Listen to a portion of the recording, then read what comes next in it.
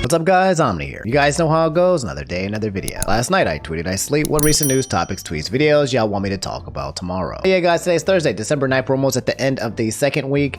And yeah, we have a lot going on today in terms of news. The Game Awards is tonight. There's a lot to talk about in terms of gaming, non-gaming related information. Y'all know what it is. If I'm making a video, there's stuff to talk about, okay? Y'all already know. I don't need to tell you guys, y'all know the drill by now. Do me a favor, subscribe if you guys haven't already. We hit 340 last night and we were close to hitting 350 by the end of the year. That'd be cool. Hit the like button, yada yada, you guys know what to do. And yeah, allow me to lay it on you. Sorry, excuse me. There appears to be another Omni variant. Again? Put him on the screen. What's down girls, Asian Omni here. You girls know how it goes, another night, another live stream. Last year I woke. What recent question, tweets, live streams y'all want me to ask about tonight? And yeah, you guys, if you don't know, the man, the myth, the legend, the erect penis summoning boy himself, Inferno Omni, decided to open the floodgates of flesh and blood and generate the Omniverse, and as such, summon me here, Asian Omni. So it is now time to get to the nitty gritty. Oh, this man's voice, dude. Right into it. All right, boys and girls, it looks like we got Asian Omni on board, a part of the Omniverse. I'm not 100% sure why Asian Omni decided to do everything completely in reverse or backwards, but I'm all for it. Asian Omni, welcome to the Omniverse. So that makes Mexican Omni and Asian Omni. That's two variants out there right now in the Omniverse. I'm curious to see how many more are coming. But guys, before we get into today's topics, I'm happy to announce that today's video is sponsored by Wondershare Filmora 10. Guys, I'll be frank, okay? I'm a terrible editor, okay? Everything I do is usually very basic. Until now. Oh my god, everybody, it's an earthquake.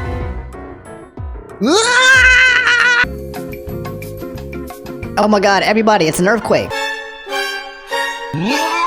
Wondershare Filmora 10 is a simple, user-friendly editing program that easily allows you to edit videos with little to no experience. It's literally that straightforward, okay? I know most of you guys watching have that itch to create, but you don't have the time to spend weeks trying to master complex editing programs. I feel you on that, and that's where Wondershare Filmora 10 comes in. Whether you want to make YouTube videos, Instagram Reels, TikToks, it doesn't matter. In fact, why not do all of them? For example, with the auto frame feature, you can recreate any video in a different aspect ratio so that it fits perfectly on any platform. They are sticker feature. It allows you to do things like this. There's an AI portrait add-on that allows you to remove your background without a green screen. And guys, there's over 20,000 different effects on the film stock library for you to choose from. TLDR, if you can think it, you can create it. The world is your oyster. Download Wondershare Filmora 10 using the link in the description below and sign up for your free trial today. And again, special thanks to Wondershare Filmora 10 for sponsoring today's video. All right, guys, let's talk about this. This is one of the big things that's happening today. If you guys don't know, Crispus VGC said Sonic news and the Game Awards, the sequel to the movie, and more info on the next Sonic game that got teased a while back. Also, Breath of the Wild is trending because people are hoping news about the sequel will be unveiled. What do you think? I'm cautiously optimistic. Yep. So if you guys don't know, the Game Awards comes on tonight, 8 p.m. Eastern. I will be streaming this on twitch.tv/InfernoOmni. So if you guys want to come out and hang out with me tonight on Twitch, hit the follow button and just get ready. We'll probably do a pre-stream before we watch the Game Awards, play some games, maybe some Halo Infinite campaign since it just came out today. But then yeah, when it comes on, we'll watch this tonight. But yeah, Game Awards tweeted, we're taking things to the next level this year with your favorite blue hedgehog. Watch hashtag the Game Awards for the world debut of the Sonic 2 movie trailer, introduced by Rejected Jokes and Jim Carrey. Streaming begins at 8 Eastern Thursday. So that's so freaking cool. I mean, I'm not 100% certain who Ben Schwartz is, don't get mad at me, but I know who my boy Jim Carrey is. He is Dr. Robotnik in the Sonic movie. And yeah, man, if they show some more stuff with the new Sonic 2 movie, that'll be really hype because we get to see some Knuckles and some Tails. And I mean, more Sonic is always better. Sonic fans are eating really, really, really good tonight. And in terms of what am I expecting or what am I excited for, I'm gonna be completely honest with you guys. I have zero expectations. Not to say that I don't think anything good is going to come out, but I feel like things get spoiled so often now on the internet that like I don't even like to have expectations anymore. I don't even want to think about what might come in. I just want to go in blind, jump in the pool, belly flop that bad boy. We don't even need to test to see if the temperature is hot or cold. We don't need to see how deep the water goes. We don't need to see what's underneath, if there's any sharks. I'm just gonna go in there, see what happens, and yeah, if I get eaten, I get eaten. But if it's nice, if it's a nice ride, we get some nice announcements. If we get some Breath of the Wild, man, if we get some nice JRPG, some Atlas, some God of War, if we get some games that's really cool, which I think we probably will, then I will be very, very happy. But in case you guys haven't seen it, here is the movie trailer for Sonic the Hedgehog, and you got, Sonic riding on the plane with Tails and the pilot with Dr. Robotnik and the classic, Dr. Robotnik thing. This is definitely shades of Sonic 2 from the game, which I like how they're making it so canon. Sonic 2 in the game, when you start the game, it starts off with Tails flying on the helicopter and Sonic is on the top, and then they crash land into the freaking island. And I think Robotnik takes all the Chaos Emeralds again, and then yeah. But that's not all the news when it comes to the Game Awards, guys. The Masked Kid and a lot of you guys also asked me to talk about this. And it says, Geoff talks about how he's trying to find a way to call out Activision Blizzard, quote, hope this will put an end to them if he does. And yeah, if you guys don't know, there was this entire fiasco that was going on with the Game Awards because one of the board members, I think, was like a part of Activision Blizzard. So Activision Blizzard is definitely involved in the Game Awards because the Game Awards is about games, and Activision Blizzard, despite all the lawsuits and everything that's been happening, is a gaming company.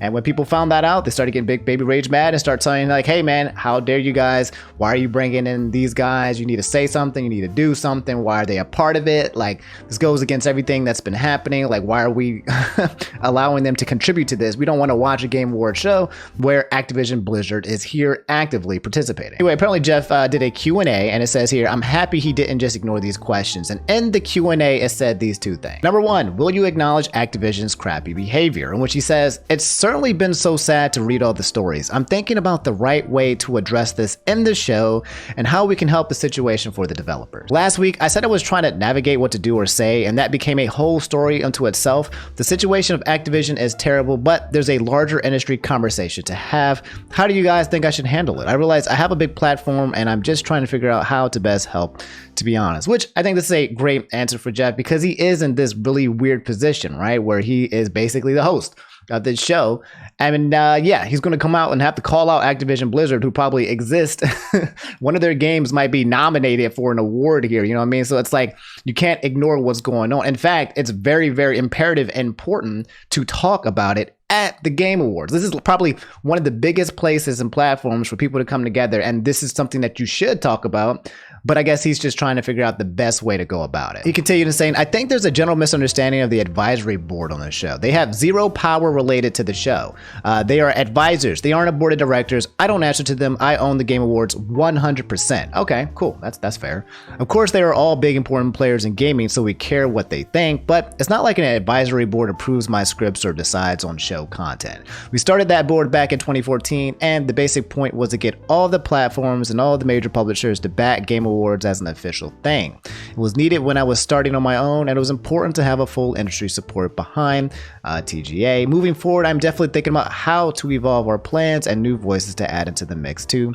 Today, a lot of developer publishers are making huge waves on their own and don't need to go through a publisher to reach the audience. So basically suggesting like, hey, okay, now that we've gotten backed and supported by Activision Blizzard and all these other gaming companies and have basically recognized this as an official legit thing, now maybe I can skip through the whole publisher thing. I can cut off the middleman, and maybe that doesn't need to be involved anymore. Anyway, in my opinion, when it comes to that whole situation with Activision Blizzard and what Geoff should say, I think you can just basically kind of repeat and echo some of the sentiments that you've seen from like Nintendo or some of the other gaming companies and some of the mails, and they've talked about, a lot of gaming companies have already talked about the whole Activision Blizzard lawsuit within their own workforce. And they've essentially said like, hey guys, like we don't tolerate anything like this at all. We protect women, we protect our workforce. Let us know if anything is going down. This is a place where the gaming industry has to come together and make women feel safe, just because, you know, there have been environments where that has not been the case. To be honest, there's like no reason to be tactful against it. It's like everyone knows what happens, right? If you're worried about dropping their names, we all know who you're talking about, okay? But just be frank. There's no BS. This is not difficult, okay? Just say what's on your mind, in my opinion, and just be like, look, we got to take care of women and we got to make sure that they are in a protected place. And this has not been the place that has been protected for them. And things need to change and things need to happen now expeditiously, and it cannot allow to continue. That's it. There we go. Boom. I just did it for you, Geoff. Go ahead and take my my quote, man, because it's not hard to see what the core problem is that happened with Activision Blizzard. And it's not hard to know what the answer is. It's remove all the scum that exists in the industry and then make sure none of the scum festers and continues going forward. So yeah, that's the whole Game Awards, and that's Geoff, and that's Sonic. Let me know how you guys feel about the whole thing. Again, as a reminder, I will be streaming it tonight, 8 o'clock p.m. Eastern, but I'll probably be streaming a little bit earlier as well. So come out and hang out with me tonight, guys, and we will have a blast. So what the hell is going on here? Sirent Noob said, disappearing on the trending tab. I don't know how or why this came to existence, and I'm going to look into it, but it's a picture that says, is math racist? As many of students of color struggle with the subject, schools are altering instruction, sometimes amid intense debate. Bro, ladies and gentlemen, the race war has now gone to mathematics and arithmetics and algebra. The race war continues. So I did a little bit of research on Twitter, and by a little bit of research, it was just me typing, math racist in the search. And the USA Today article that people were referring to popped up and said, in an effort to promote equity and access for kids of color, girls, and low-income students, many math teachers are shifting toward inclusive instruction. It's controversial. What is this article? I mean, let's get into this, bro, because if math is racist, dang. That's betrayal, bro. Math used to be my favorite subject. Let me find out that math hated me this entire...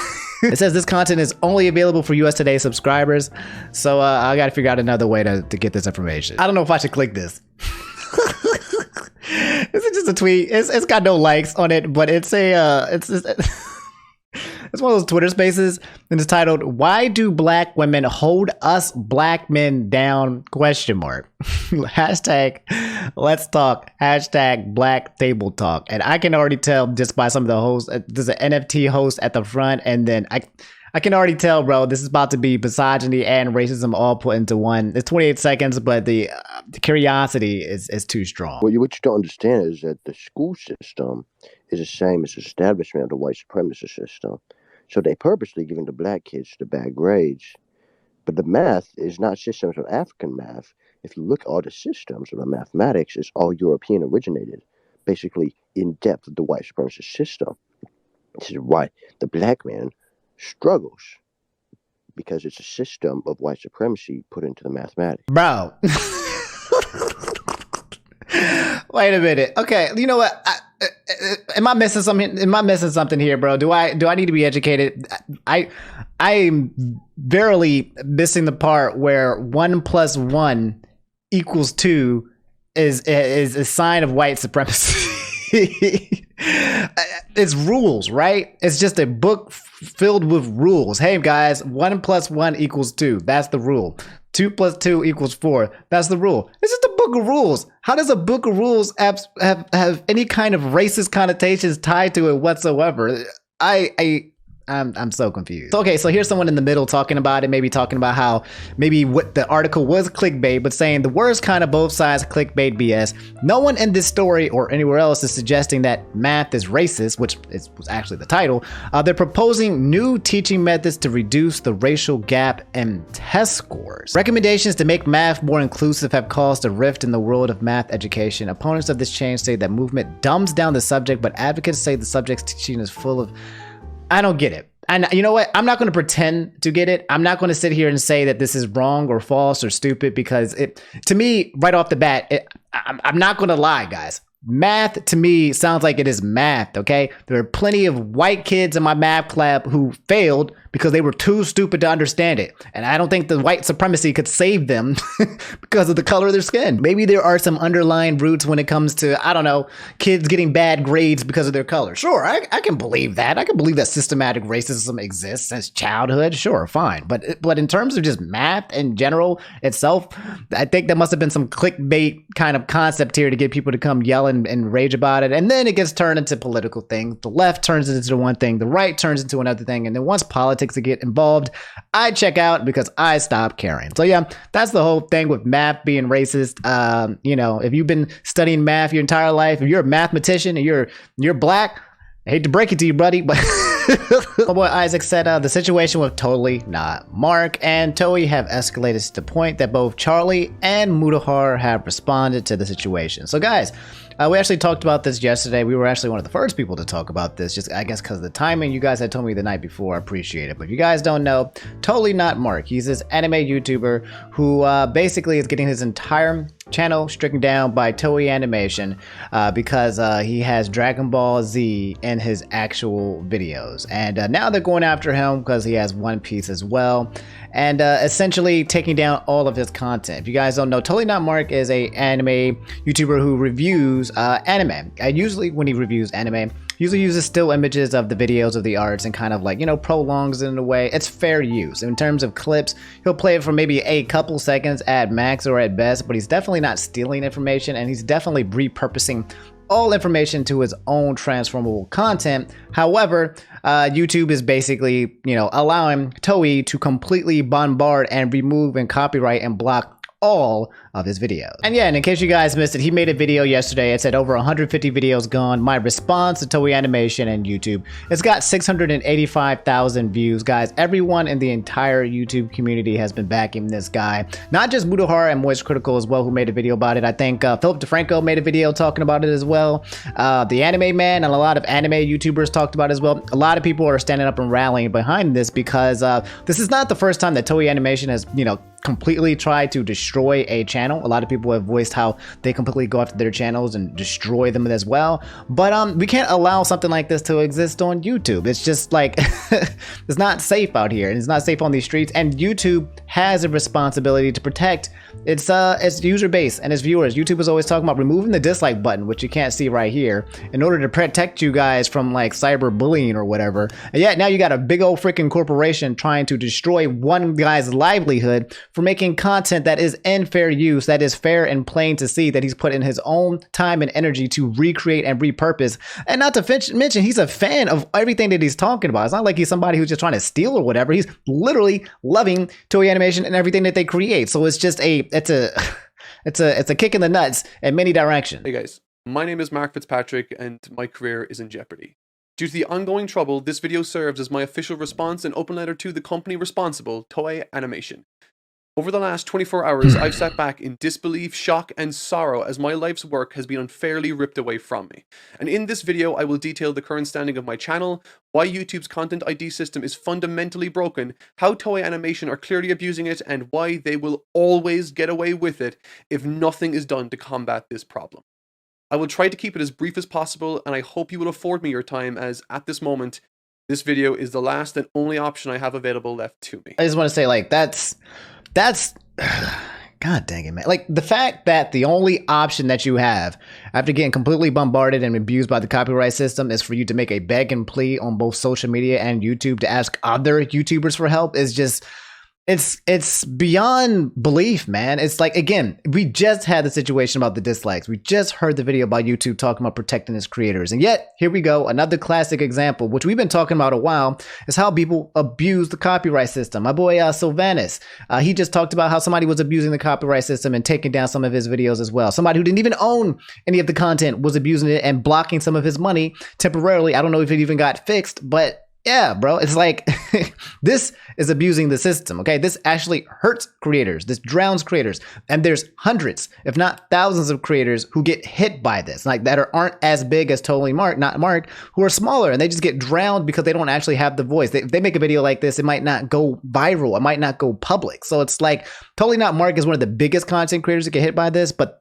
many people are getting abused by the copyright system. It's been happening for years, and there still has been no major fix to it. But, you know, we got rid of dislikes. So, yeah, there we go. Helpful for the brand. Now notifying me that 15 of my videos had been copyright claimed and blocked by Toei Animation.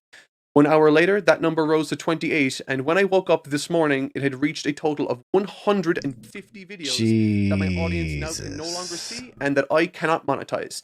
To put that into perspective, because myself and my team work on a single video per week, that equates to almost 3 years worth of work, and as a result, the main source of my company's income is now gone.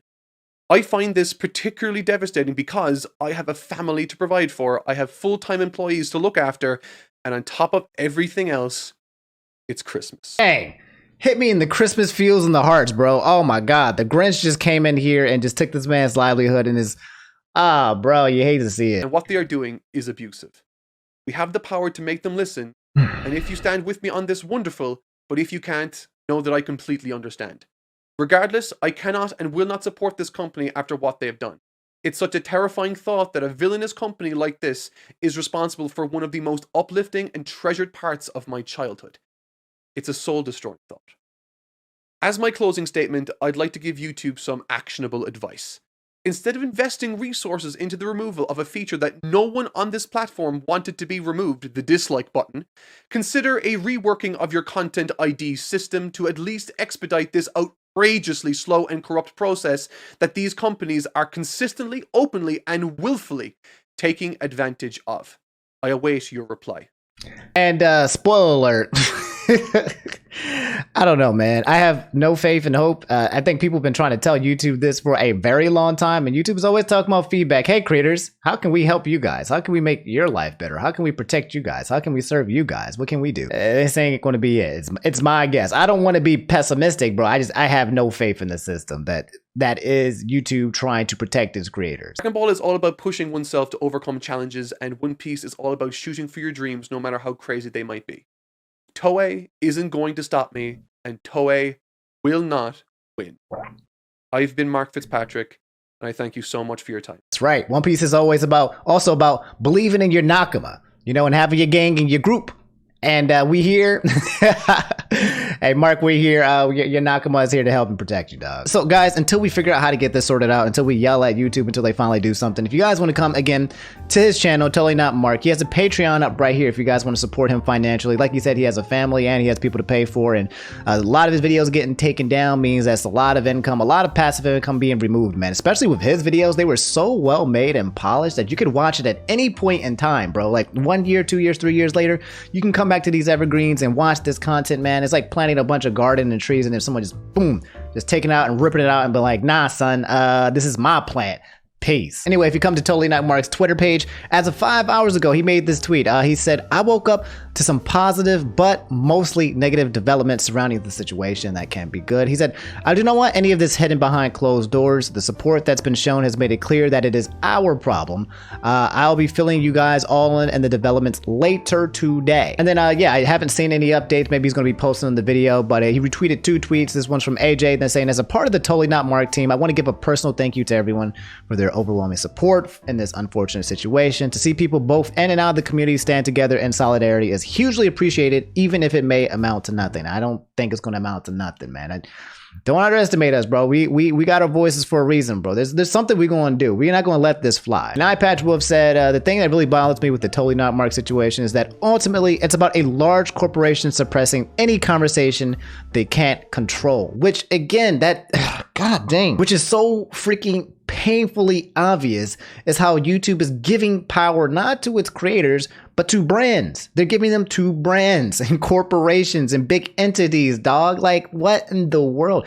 We are the ones that created YouTube. Creators, us, you and me, you with a camera coming up here making stupid videos until one day they go viral, and then we're the ones that created it. It's called YouTube. It's not called freaking sponsor brand tube or whatever. No, they came in here last to help pay you guys money once you already got afloat. But we're the ones that started it and created it, bro. And now you're kind of spitting on his foundation, the actual creators who've been doing this for so long.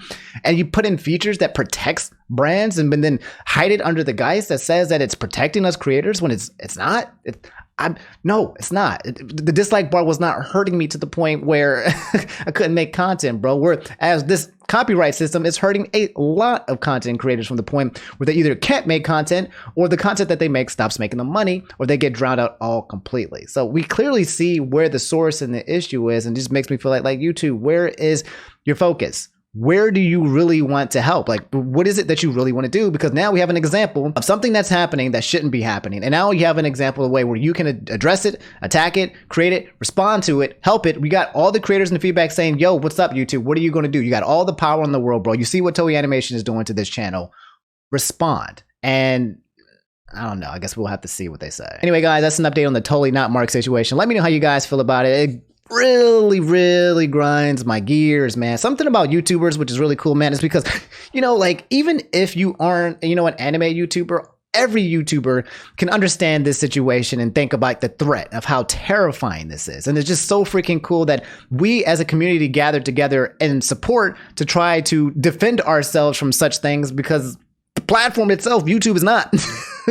It don't make sense. It's like mom and dad just ignoring us. So us brothers and siblings and cousins from other mothers are getting together and be like, hey, bro, hey, I see what's happening to you. I'm going to let people know. Man. It's a beautiful thing that we've come together to do these things. But it also sucks that we don't just have mommy and daddy YouTube just, taking care of these things and keeping us safe. But yeah, that's the situation with Totally Not Mark. Toei Animation, him losing 150 videos, probably losing more on the way, and an update that's going to be coming as well. I'll let you guys know if there's any more updates, which I imagine there will be. Whether or not it's going to be positive or negative, we will find out. But yeah, let me know how you guys feel about this entire situation, because it sucks to me. Tell me it isn't so, bro. Nikocado Avocado strikes again, bro. Okay, Drew said this. Pewdiepie accuses Nikocado Avocado of blatantly promoting obesity.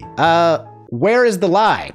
If you guys don't know Nikocado Avocado, he's the guy who does all the mukbangs. He gained like a bunch of weight and now he's pissed off everybody. We actually made a video talking about how he attacked Koryax Kenshin. Koryax Kenshin had reacted to one of these videos that was made about him. I think it was Meat Canyon. And Corey was like, hey, bro, look, I just want to let you know, Nikocado Avocado, I don't know you. You don't know me. But let me just let you know, man, your life is worth more than the entertainment of these people. And I just hope that you do good, man, and that you stay safe and that you take care of your health, because that's number one. Koryax Kenshin is speaking the normal facts and the normal good energy. That's just what the dude does. And then Nikocado Avocado, which we all had to hold me back from the situation. And when you guys told me to hold me back, then y'all told me to hold y'all back. So nobody was holding nobody back, because we was all kind of come at Nikocado. Because Nikocado, I can't even say his name really fast. He was going in talking stuff about the audience, talking about Koryax Kenshin, saying like, where were you raised, bro? When Nikocado said, where were you raised, bro? It's like a cat and their fur just kind of sticks up, like something like Trigger, like a spider sense came in, a self-defense mechanism came in. I was like, bro, wait, what is up with that question? Now, why are you asking about where I was raised, bro? Like, where were you raised? Okay, let me slow down. Let me calm down. Corey said we're not supposed to start no wars, so I ain't gonna start no war. Anyway, this Dexerto article reads, in a video on December 8th, PewDiePie decided to check out various YouTubers who specialize in mukbang videos. These creators record or live stream themselves eating large quantities of food while talking to the audience. One of those creators is Nikocado Avocado, a former vegan who decided to switch things up after stating the community was too, quote, toxic. While talking about the creator, PewDiePie accused Nikocado of blatantly promoting obesity with his videos. I didn't know that. So Nikocado Avocado left the vegan community because the vegan community was too toxic, and then he got into the mukbang community, and now he's like the most toxic mukbang YouTuber there is. Like, bro. Continuing with the article, PewDiePie accuses Nikocado Avocado, noting that he created a video about mukbangs 3 years ago. He wanted to check in on Nikocado to see how he was doing, as he was one of the creators mentioned in his original video. After watching a couple of quick videos, Felix said, Nikocado Avocado is the American final boss of mukbangs. PewDiePie continued to explain his feelings about those eating so much food. Quote, I hate it. It grosses me out. People like it, but anything YouTube related is going to be exploited to the max. Now, I'm going to be completely frank when it comes to mukbangs. I have nothing against mukbangs, okay? If you're somebody who likes to watch people eat food or large amounts of food, to each their own, I've seen much more evil on YouTube than someone splurging on some KFC or some Popeyes, some Chick-fil-A. Okay, that's none of my business. Go ahead, that's content. People sign up for it. I'm okay with it. Anyway, PewDiePie continued and said, I'm not saying YouTube needs to do anything about it. They just need to observe how it works. They're blatantly promoting obesity. I know the creators aren't condoning it, especially Nikocado, but kids are impressionable, which is a good point. I mean, that's an interesting point, right? The whole concept that kids are on YouTube, so if they watch somebody eat large amounts of food, then it's going to be promoting obesity. But then you got like Coca-Cola commercials and McDonald's, right? We get ads and integrations all the day about, sponsoring sugar, and sugar is huge and is the leading case of death and obesity around the freaking world, and it's being promoted and monetized. So why would they go after YouTube content creators doing mukbangs when they're actually, they're they want people to click on these things. But I see what Felix is kind of saying. I don't think it's so cut and dry. It's watching somebody like Nikocado eat himself into potentially an early grave live and public from monetizing it as well is absolutely, you know, scary and dangerous. But then you have to look at this in all facets of YouTube. Once you look at Nikocado and you look at mukbangs, are there any other forms of content where someone is being gluttonous or overindulging or I don't know, doing something that if a kid sees it and becomes impressionable and says, "Hey, mommy and daddy, I want to eat until I don't want to be a vegan. I'm going to eat a whole bunch of food every day." And I'm like, number one, this kid needs some help. Okay, parents, please police your kids when it comes to content. But number two is just like, if we go after Nikocado Avocado, then what else are we going after as well on YouTube, right? Finishing up the article, it says, after remembering that the YouTuber said he would stop when he turned 30 years old, Felix mentioned that he could have a funny conclusion by going from his current weight to super skinny. So,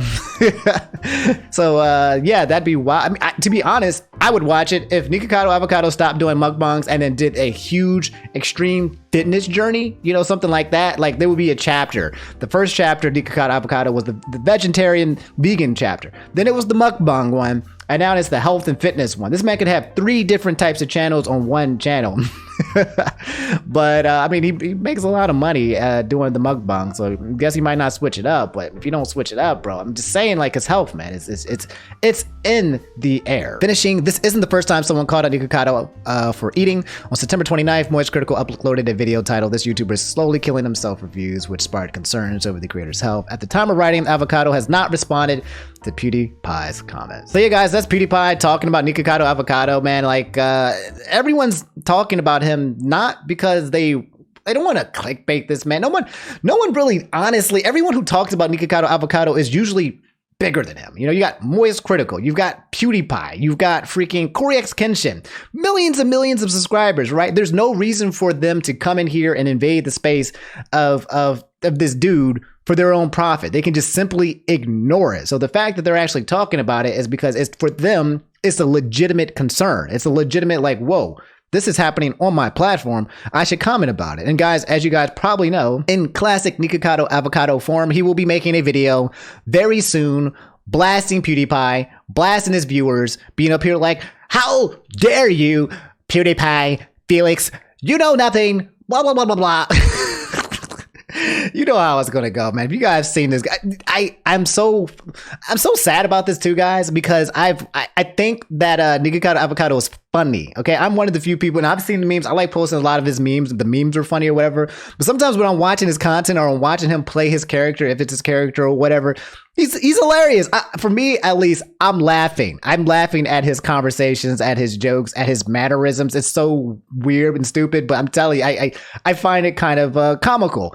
And I think the guy has the talent. He has the ability to keep people on the camera. So it's just like, you don't have to destroy yourself in order to build a community. It's what I feel, but it's his life and he's going to do whatever the hell he wants.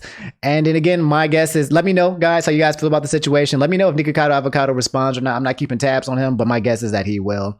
And yeah, that's him versus Pewdiepie. Ain't no way, bro. What's going on here? You guys have been asking me to talk about this for a while now. Some VTuber news and NFT news combined in one. Lenzo said Kizuna IE is making NFTs. You guys don't know Kizuna IE. She is the mother of virtual tubers. She's basically one of the first popular people to actually go out and make a VTuber model. She did this years ago, before the whole era of the VTuber boom now. And yeah, it says one of the most popular VTubers is now trying to sell you NFTs. No. The article reads, Kizuna IE, one of the most popular VTubers or virtual YouTubers in the world, is going to sell NFTs. The virtual idol announced an indefinite hiatus from streaming on YouTube and said that in the meantime, she will connect with her fans via the metaverse and selling NFTs. Quote, I think you've been hearing words such as metaverse and NFT recently, she said in the announcement video. It sounds complicated, but new and fun at the same time. Continuing, I want to bring things like that closer to people and experience new fun things together, she said. I want to be more and part of everyone's daily lives. Oh no, why do you do it, Kizuna? Why is King Batch here? Number one. And number two, King Batch looking up at Kizuna is basically how the internet is looking up and saying like, yo, Kizuna, what you're saying is some sussy baka and pasta stuff, bro. Why are you shilling NFTs and why are you putting it under the guise of I want it to be a more part of everyone's daily life? Like if I want to shill an NFT, I guess maybe if I use this line, it'll be okay. Dang man, no, not like this. I like Kizuna. Continuing, it says, although the VTuber didn't announce any specific NFTs to sell, she suggests that in her time away, they will be her primary focus. What? Kizuna IE is widely recognized as the first VTuber popularizing the ability for people to stream using virtual avatar that mimics their movements via facial and body motion capture. Kizuna IE, despite appearing as one person, is actually made up of a whole team of people, including animators, video editors, and a voice actor. Kizuna IE appears in video game streams, live concerts, and music videos. Continuing, the VTuber who has been streaming since 2016 and has accrued over 3 million subscribers dabbled in NFTs earlier this year. So she's already been in NFTs as part of a partnership with Meta Ani. Kizuna IE created and sold ownership receipts to set of a custom avatars in September. According to the NFT marketplace OpenSea, each of these NFTs started at 0.3 Ethereum, which is currently valued at $1,300. Yeah, guys, that's Kizuna getting into NFTs, man. This train ain't stomping. I know what happens when you shill an NFT, bro. You get canceled. But then, I mean, I guess if you're Kizuna, then you're good. So I need to make my VTuber model, you know. And then all the NFTs we've been doing here on the channel, you know, the little Omni metaverse stuff that I've been, you know, using for blockchain and indie rubs, then I'll monetize it and I'll charge $1 million per image, and then you can't right click and save it. It's crazy. And speaking of NFT, you guys always ask, what's an NFT, Omni? What's an NFT? NFT stands for non-fungible token. It's the thing that the idea that people make fun of, where if someone makes an image and you sell it for $1 million, but then someone else can steal it, right click, save image as, and now you have $1 million. It's not that straightforward, guys. As my audience, I know that you guys know this, and I hope that you guys know that is a joke. But if you're gonna know about NFTs, I just want you to be smart enough to know that you can't actually right click an image, save it, and now you have an NFT. It's not that straightforward. It's an ongoing joke with a lot of people, and some of these people are actually believing that is literally what is going on, but it's not. And I just want to make sure that my audience is not one of those people who don't know what's actually going on, okay? NFTs is basically digital assets, man, Pokemon cards, but digitally online. And every one of those cards that you see, they have an inscription, something that's tied to the blockchain, a code that lets you know specifically this card is only this card. It's been created at this time and place, and that way you can't redistribute or recreate it through the blockchain. So it's basically assigning a number to a Pokemon card, and this number cannot be imitated, it cannot be copied, cannot be recreated. Therefore, it creates value because it's one of a kind. Therefore, you have this Pokemon card online, but it's digital with a specific token or whatever, blah, blah, blah. And therefore you can give it value. And the long and short of it is that people don't like NFTs, because right now when it comes to blockchain technology and when it comes to NFTs, people feel like it's destroying the planet and it's hurting the world because of the carbon footprint of creating NFTs and how much energy and electricity it goes through mining cryptocurrency, specifically when it comes to NFTs. It's supposed to be dramatically larger than people feel like it should be. I mean, most energy that we do in the world, you guys know, fossil fuels, we've been burning at it forever and ever, okay? No one's complaining about that. But this is something that people feel is going above and beyond how much is being burnt and how many fuel is being burnt. And right now we are currently in the place where we're trying to save the planet. I mean, we're only trying to save the planet, but you guys know how Earth and humans work. Like, we're not going to actually try to save the planet until it's too late, until the planet is about to blow up. Then we're going to be like, yo, maybe... maybe we need to figure this out. But speaking of NFTs, Ademai said Ubisoft, or is it Ubisoft? I don't know if it's Ubisoft. Ubisoft. I'm gonna say Ubisoft. It's Ubisoft. Choosing to do NFTs and the general dislike everyone has for them. And it's a link to a Kotaku article that says Ubisoft's NFT announcement has been intensely disliked. I'm not sure what it is about brands getting canceled for shipping NFTs, but I'm all for it. I just like watching brands get canceled. Seeing people get canceled, that kind of hurts more because it's just a person. I'm like, no, I don't want that. Like, but seeing a brand get canceled, I'm like, yes, corporations, get them. So it reads here, as reported yesterday, Ubisoft is getting right into the business of NFTs, a space that is both an environmental catastrophe and an enormous pump and dump scam. And because that's the crappy space to be end, people have been quick to let the company know their feelings. The trailer for Ubisoft Quartz, quote, an NFT initiative which allows people to buy artificially scarce digital items using cryptocurrency, end quote, was uploaded to the company's YouTube page yesterday. It runs for 1 minute and 19 seconds, saying something and nothing at the same time. And I just came here, guys, and it looks like it has been unlisted.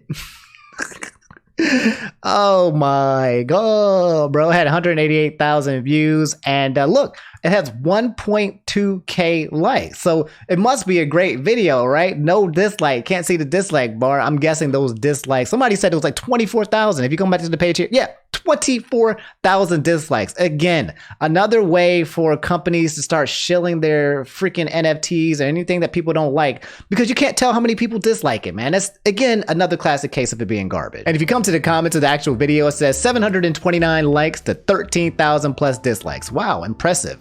Yep, using plugins to make dislike meter visible. By the way, guys, and I want you guys to be careful. A lot of you guys have asked me to talk about this, but people are making plugins when it comes to YouTube in order to see the dislike bar, see like the dislike button. And some of you guys have been asking me to talk about that. The only reason why that I haven't is because I have heard verified and unverified claims that some of these plugins might be spyware. So you have to be careful when it comes to plugins, okay? So if you're going to do that, be careful, because if you install it so that you can see the dislike bar, you might be installing something else on your computer that you don't want. Continuing, imagine if Ubisoft actually put some thought on making games that people like, except endlessly trying to print money. The day Ubisoft decided they might as well go full evil. The main thing is that YouTube protects the feelings of such small creators as Ubisoft. Anyway, continue with the article. It said what it didn't show, of course, is that Ubisoft has no idea what it's doing, and Quartz fine print says as much. It reveals that because so much of the work is being handled off to the blockchain, Ubisoft has no power to, quote, reverse or cancel transactions, has no liability for claims or damages, is aware that the blockchain may be subject to specific weaknesses, which make them possible targets for specific cybersecurity threats, and has no liability in the risk implied by the use of this new technology. So to basically summarize it, Ubisoft is saying, I don't know what's happening. I just want to make money. I'm just letting y'all know, if something bad comes from this, if something doesn't work out for you guys, it ain't my problem. You can't sue me. I ain't do nothing. I don't know what's going on, but I know that I'm trying to make money. Anyway, guys, I'm getting kind of bored with talking about NFTs. It's Ubisoft getting into the space and they're getting canceled. It's inevitable though, man. I'm telling you guys, and I do a lot of research when it comes to cryptocurrency, and I already know that NFTs is just blowing up in the headspace. OpenSea is going to get actually huge. Adidas the other day announced an NFT, man. I already told you guys about the McRib NFT. It's coming. Like, regardless of whether you like it or not, it's actually coming, and we can yell and shout and scream till our heads blow off, it seems like, but these companies are very, very concerned about making money, and they're going to go ahead and do just that. It seems to me that if you have enough money where you can't be canceled, that you can do the whole NFT space. There was this guy, this UFC guy, he actually just got finished shilling. I think it was Floki or something like that, and I think my boy CoffeeZilla had made a quote retweet on it talking about it, and said, like, you know, he's probably getting paid like $100,000 for a 10-second ad integration. And it's like, yeah, man, people are going to chase the bag at all costs. If it just requires them to say something for like 30 seconds, they'll do it. And that's kind of where we are right now. Yeah, let me know how you guys feel about the whole situation with Kizuna getting into NFTs, Ubisoft getting into NFTs, and then getting canceled, and then, you know, just let me know how you feel. All right, guys, that's all I have for today's video. I'm not going to drag it out too long, okay? Because I know I got to go stream the Game Awards today, and I got a couple other things to take care of. But I kind of like this segment because we talked about like maybe 4 or 5 things tops, but they were all like big chunky wungy segments without making the video a super bigger chunky wungy in itself. But yeah, if you guys made it to the end of the video, drop that like. It just lets me know that you liked the video. Subscribe if you guys haven't already, and I'll see you guys tonight. Twitch.tv/InfernoOmni. Come through. We'll watch the Game Awards, and then we'll talk about it on Friday. Tomorrow's Friday. That's right. Yeah, we'll talk about it if there's a video for there, which I'm hopefully going to try to make a video. And yeah, thanks for watching, guys. I appreciate y'all. I love y'all. Thanks for watching. I'm going to stop rambling because I always ramble at the end of the videos, and you guys get tired of hearing me there. So yeah, I'll see y'all later. Take it easy. Peace.